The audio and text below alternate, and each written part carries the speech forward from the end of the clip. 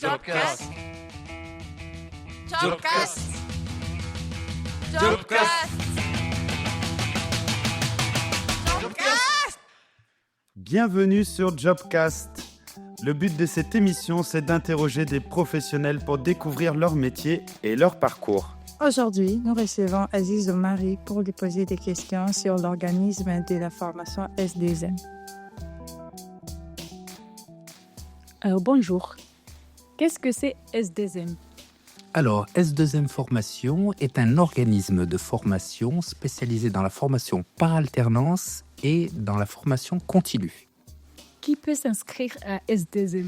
Alors, S2M Formation concerne un large public qui est entre 16 et 29 ans, mais nous n'avons pas que des élèves de 16 et 29 ans. D'autres personnes qui veulent certifier leurs compétences peuvent s'inscrire aussi au niveau du centre de formation.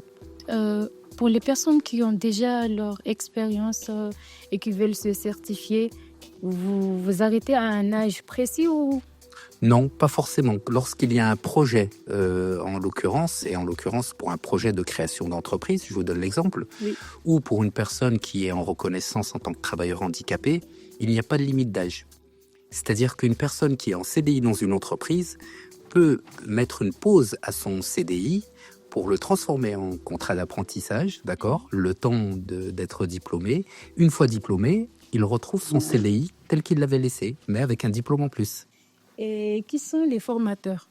Alors, nous avons une équipe de formateurs qualifiés et formés qui ont suivi des formations spécifiques dans le milieu qui les concerne. Étant donné qu'on est spécialisé dans la vente, dans la restauration, le management et la gestion administrative, chacun de nos formateurs a une spécificité au niveau de son domaine. Quel est le programme de formation ? Alors, nous avons plusieurs types de programmes de formation.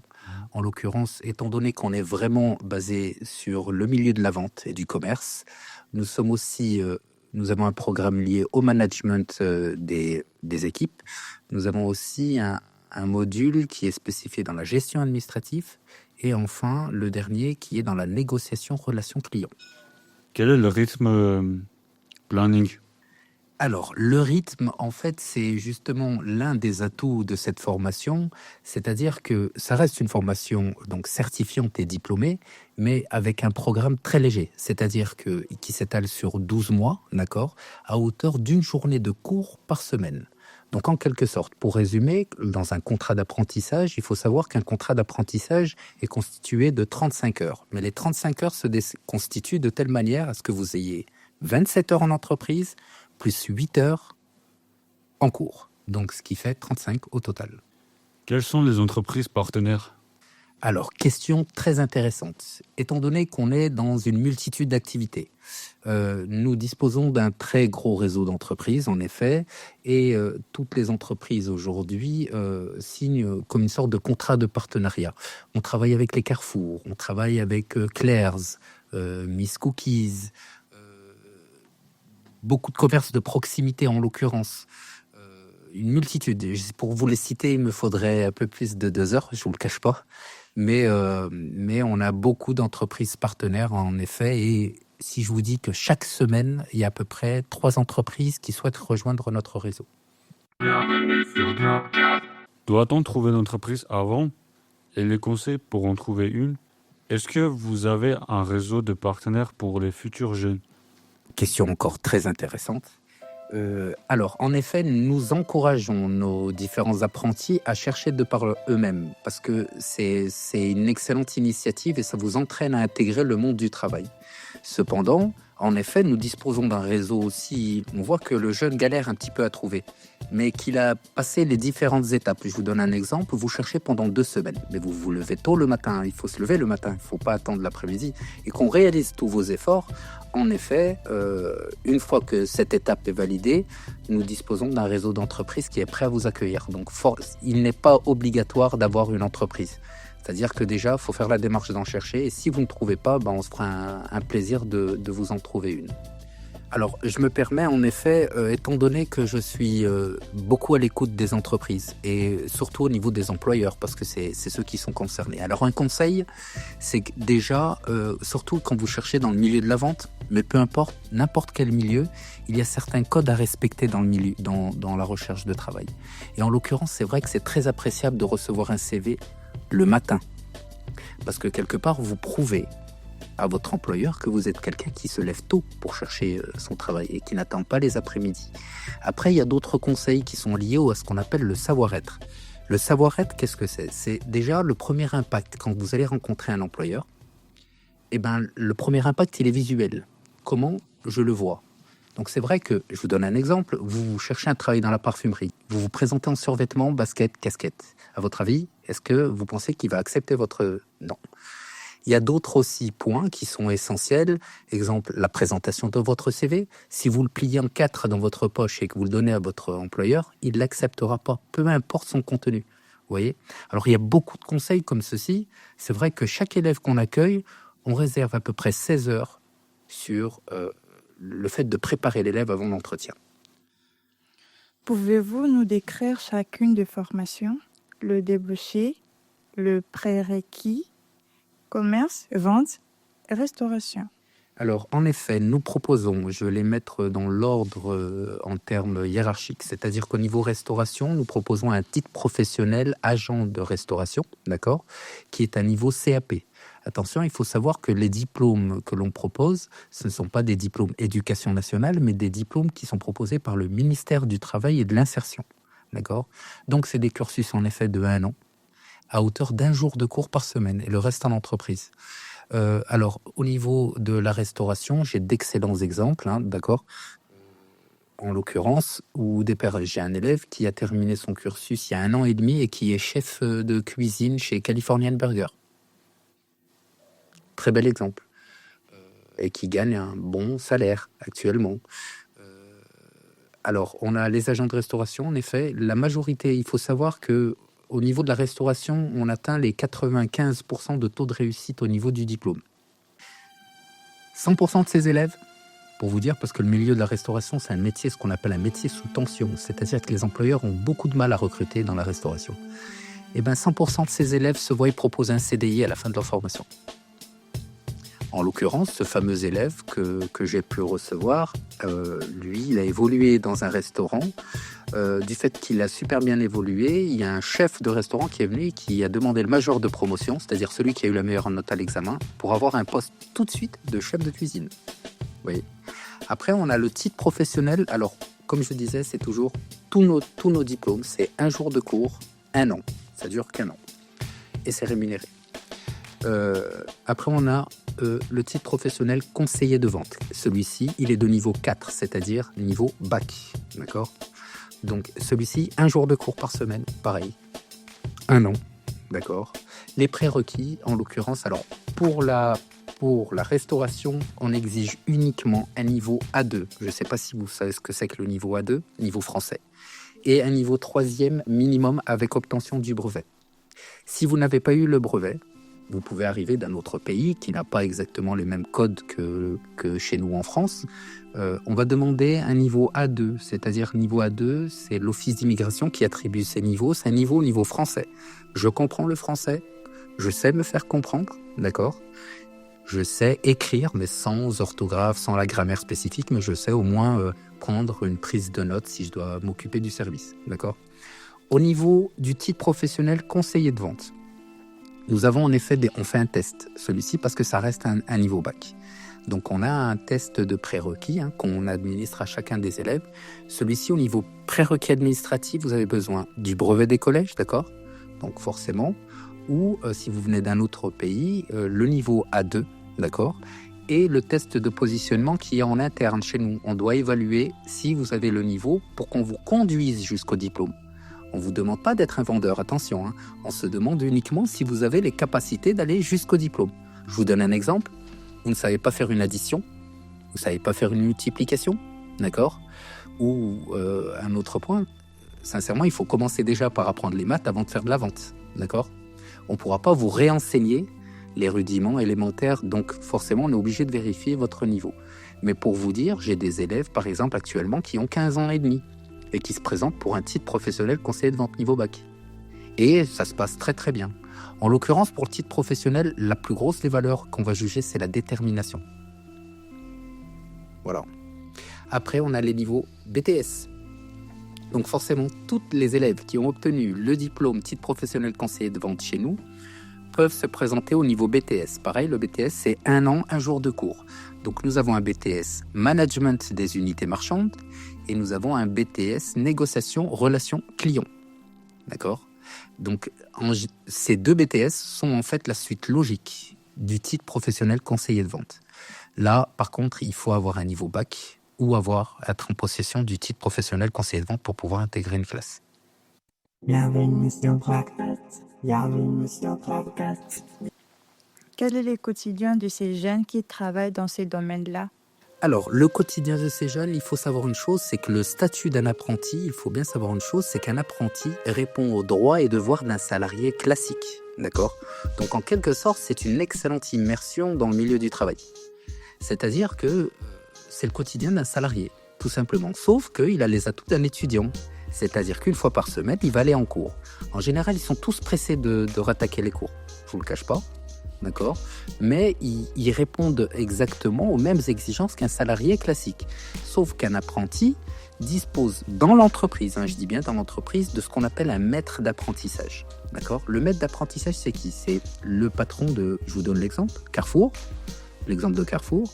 Le patron de Carrefour veut désigner la personne qui a le plus d'expérience dans le magasin pour accompagner l'apprenti. D'accord ? Donc il va apprendre le facing, comment on établit un rayon, comment on met en avant une promotion, comment on met en avant une opération de fidélisation. D'accord ? Il va lui apprendre tout ça. Donc indirectement, je mets les guillemets, c'est le professeur de l'élève, mais dans l'entreprise. D'accord ?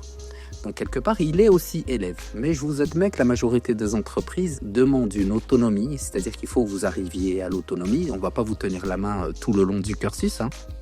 C'est pour ça qu'il y a une période de 45 jours dans chaque contrat d'apprentissage.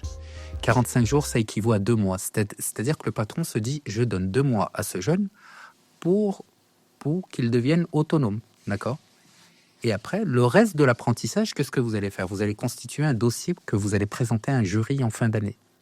Le jury est nommé par le ministère du Travail. Donc, ce n'est pas des gens qui travaillent pour nous. Je vous donne un exemple. Récemment, on avait le patron de tous les magasins Gémeaux et la patronne de tous les magasins qui habillent, qui est venu juger nos apprentis. D'accord ? Donc, en fin d'année, vous avez un diplôme. Et en effet, le ministère, 1 mois après l'examen, vous dit vous l'avez eu, ou vous ne l'avez pas eu, ou vous l'avez obtenu partiellement. Quels sont les pays de rémunération ? Alors, très bonne question au niveau des rémunérations. Il faut savoir une chose, c'est que les rémunérations, c'est ni le centre de formation qui choisit, c'est ni l'employeur. C'est le ministère du Travail qui a établi 4 grilles, d'accord ? Il y a 4 manières de rémunérer un apprenti. Ces 4 grilles, qu'est-ce que c'est ? Les 16 jusqu'à 18 ans, d'accord, sont rémunérés, je l'ai noté, à 486 € net, d'accord, par mois. Après, vous avez les 18-21 ans. Les 18-21 ans sont rémunérés à 774 € par mois. Après, vous avez la catégorie au-dessus, c'est-à-dire les 21-25 ans. Ceux-là sont rémunérés à 954 €.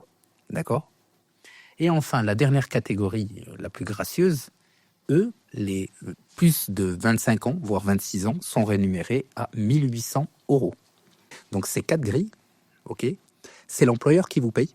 Attention, c'est pas le centre de formation qui vous paye, c'est l'employeur chez lequel vous évoluez qui va vous payer. Bon, il a des aides aussi de l'État, c'est important de savoir, mais lui, quoi qu'il en soit, pour 27 heures travaillées chez lui, plus 8 heures de cours, il vous rémunère selon les grilles que je viens de vous citer. Voilà. Est-ce qu'on trouve facilement un travail après la formation ? Alors, en effet, oui, on trouve facilement du travail après la formation. Je vais vous expliquer pourquoi. C'est qu'en fait, aujourd'hui, il y a une réelle crise du travail au niveau en France. C'est-à-dire que les employeurs trouvent du monde, mais le problème, c'est que les jeunes ne restent pas très longtemps dans l'entreprise. Donc, en général, quand un employeur a trouvé un bon salarié, il fait tout pour le garder. Je vais vous donner un chiffre très rapide. Il faut savoir que déjà, au niveau titre professionnel conseiller de vente, je ne vous ai pas donné les chiffres, mais on est à 90% de taux de réussite par rapport au diplôme. Sur ces 90%, d'accord, sur ces 90%, 89% se sont vus proposer un CDI. Les 11% restants, c'est des gens qui ont dit non, je ne veux pas de CDI, je veux poursuivre en BTS. Vous voyez ? Mais en quelque sorte, c'est presque 100%. C'est-à-dire qu'un patron, dès qu'il voit qu'un jeune a évolué pendant 12 mois chez lui, ça s'est super bien passé, jamais en retard, présent, toujours efficace, et que ça s'est super bien passé, il est pratiquement à 100% qui se voit proposer un CDI derrière. Voilà. Donc, en effet, il y a beaucoup de débouchés. Dans la restauration aussi, je ne vous cache pas, la restauration, les patrons attendent la fin des examens pour se présenter à la sortie de l'école, pour proposer des embauches, pour vous donner un peu l'ordre d'idée. Et en conseiller de vente, j'ai certaines enseignes qui me demandent les majors de promotion. Qui est arrivé premier de la classe, on le veut tout de suite et on l'embauche tout de suite, dans des conditions intéressantes. Mais en effet, il y a de gros débouchés. Je vous donne un exemple très rapidement. J'ai une jeune fille, il y a 1 an et demi à peu près, qui s'est présentée, qui a évolué dans un magasin de robes de mariée. C'est même une fierté pour moi. Et elle a été recrutée par la maison Hermès. Je ne sais pas si vous connaissez, c'est de la haute couture. Donc ils sont venus la chercher de Lyon jusqu'à notre centre de formation et ils l'ont recrutée directement. Donc des fois, c'est même pas vous qui cherchez, c'est l'entreprise qui vient à vous. Voilà, donc c'est bien. Bienvenue sur Jobcast. Bienvenue sur Jobcast. Quelles sont les conditions d'inscription et de motivation des candidats? Alors, très intéressant. Les conditions d'inscription, c'est tout simple. Vous prenez rendez-vous, tout simplement. On analyse votre candidature, d'accord? Vous avez un entretien spécifique qui va au total durer 1 heure et qui se décompose de telle manière. Donc, vous allez présenter vos motivations. Il y aura certaines questions. Une présentation du centre de formation vous montrera le cadre de la formation et ce qu'on attend de vous. On va un peu parler de vous. Et puis, logiquement, on va terminer sur un accord de principe qui va dire oui, vous allez dire oui, ça m'intéresse énormément, je suis prêt à respecter le cadre de la formation. Et nous, on va vous dire eh ben, très bien, vous avez. Et puis il y a une deuxième étape, excusez-moi, qui consiste à un test, d'accord, d'une 30aine de questions, très accessible. Alors quand on fait la fusion de votre entretien plus le test, en 24 heures, on vous rend la réponse si vous êtes admis chez nous ou pas. Mais c'est ouvert à un large public. Tout le monde a sa chance. Je peux citer des exemples qui sont ultra reconnaissants. On a des jeunes qui arrivent d'autres pays, mais qui sont un petit peu francophones, qui avaient 0 diplôme et qui ont obtenu les félicitations du jury en fin d'année. Mais tout ça était lié à la détermination. Et c'est vrai que la détermination, elle se voit dans les yeux. Il y a aussi une valeur humaine. Et quand on voit quelqu'un vraiment déterminé, ben voilà, c'est ce que je disais, on peut déplacer des montagnes. Ça va faire votre fierté. Voilà, exactement. Tout à fait. Voilà. Et vous m'avez dit, donc ça, c'est les motivations. Donc, conditions d'inscription. En effet, bon, il faut avoir un titre de séjour valable. En l'occurrence, il y a aussi cet aspect administratif, d'accord. Il y a des mineurs aussi. Il faut avoir l'autorisation des responsables légaux, d'accord. C'est pas forcément les parents, mais des fois, c'est un autre organisme, par exemple. Et puis, comme je disais, dans certains de nos diplômes, il faut avoir un niveau minimum de français. Combien coûte la formation et peut-on avoir des aides? Ce qui est bien, et ça c'est le mot que tout le monde aime, la formation est totalement gratuite. Alors, elle ne l'est pas foncièrement. Attention, c'est nos impôts qui vont la payer, tout simplement. Elle est financée par ce qu'on appelle des opérateurs de compétences, d'accord? Les opérateurs de compétences, au début, vont commencer à financer votre formation jusqu'à ce que vous trouviez un employeur, d'accord? Ils vont financer 3 mois avant que vous trouviez un employeur. Okay, bon, en général, moi, il m'est très rarement arrivé de mettre 3 mois pour trouver un employeur, un jeune. C'est assez rapide en général. Mais en l'occurrence, c'est ce qu'on appelle les OPCO qui financent la formation. Elle a un coût, votre formation, c'est pour ça qu'il faut vraiment le réaliser. C'est se dire merci, l'État français m'a payé ma formation. Parce qu'il faut les payer, les formateurs, il faut payer le loyer des locaux et compagnie, etc. Ça a un coût. Mais qui est totalement absorbé en effet par l'administration. C'est avantageux. Voilà. Et il y a un autre point essentiel, en effet, et ça concerne nous, le centre de formation. Il faut savoir qu'on a réalisé, on en parlait tout à l'heure, que le permis était un élément phare dans la poursuite de demande de la recherche d'emploi. C'est pour ça que nous, pour chaque titulaire, donc chaque majeur, donc il faut avoir 18 ans déjà, toute personne étant majeure et est en possession d'un contrat d'apprentissage, c'est-à-dire que ça y est, on vous a trouvé un employeur, on vous donne 500 € pour que vous puissiez passer le permis. Donc ça représente pratiquement la moitié du permis. Donc avec votre salaire d'apprenti, ça vous permet... Moi j'ai eu beaucoup d'apprentis qui sont restés dans ce projet, c'est-à-dire qu'ils sont rentrés, ils se sont inscrits chez nous. Ils n'avaient ni permis ni voiture. Fin de formation, ils avaient le permis et la voiture. Ça marche de choc, ça marche de... Et oui, voilà, permis, voiture. C'est-à-dire qu'avec son salaire, j'ai financé ma voiture. S2M m'a payé 500 € de permis. Ils ont passé leur permis tout au long du cursus. Fin d'année, c'est bon, j'ai mon solde de tout compte. Je peux acheter ma voiture. Et puis là, j'ai un jeune, il a acheté sa petite Golf, il était tout content. Voilà, donc en un an, vous imaginez, diplôme, expérience.